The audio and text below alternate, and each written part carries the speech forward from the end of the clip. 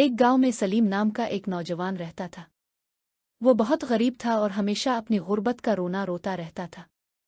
ہر وقت وہ یہی کہتا، اے خدا، میں ہی غریب کیوں ہوں؟ دوسرے لوگ امیر کیوں ہیں؟ میرے نصیب میں ہی غربت کیوں لکھی ہے؟ سلیم دن بھر اپنے دوستوں اور گاؤں والوں سے شکایتیں کرتا رہتا، مگر کبھی خود کو بدلنے کی کوشش نہیں کرتا تھا۔ وہ نماز بھی کبھی کبھار پڑھتا، کام پر بھی دیر سے جاتا اور اکثر محنت سے جی چراتا تھا۔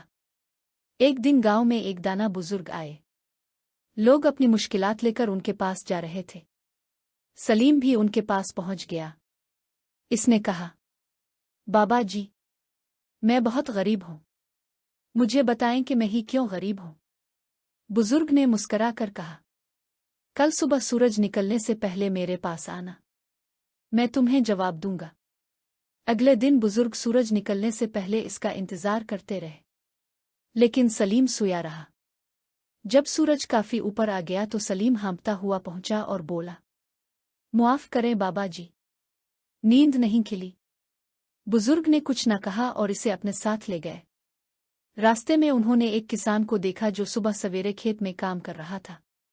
بزرگ نے پوچھا، کیا تم اس کسان کو جانتے ہو؟ سلیم نے کہا، جی ہاں، یہ ہمارے گاؤں کا امیر ترین آدمی ہے۔ بزرگ نے کہا، یہ روز صبح فجر سے پہلے اٹھتا ہے، نماز پڑھتا ہے اور محنت کرتا ہے۔ کچھ آگے چلے تو ایک دکاندار اپنی دکان کھول رہا تھا۔ بزرگ نے پوچھا، اور اسے جانتے ہو؟ سلیم نے کہا، یہ بھی کافی خوشحال ہے۔ بزرگ بولے، یہ سچ بولتا ہے، ناپ تول میں کمی نہیں کرتا اور حلال کماتا ہے۔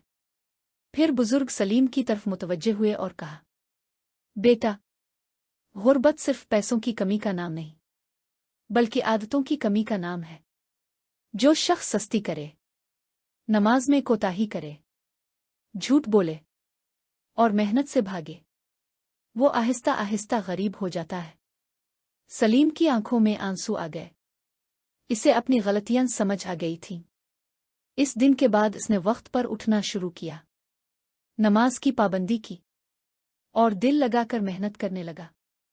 چند مہینوں میں اس کے حالات بدلنے لگے۔ سبق: انسان صرف قسمت کی وجہ سے غریب نہیں ہوتا، بلکہ اپنی عادتوں کی وجہ سے بھی غریب ہو جاتا ہے۔ اگر ہم اپنی عادتیں بدل لیں تو ہماری تقدیر بھی بدل سکتی ہے۔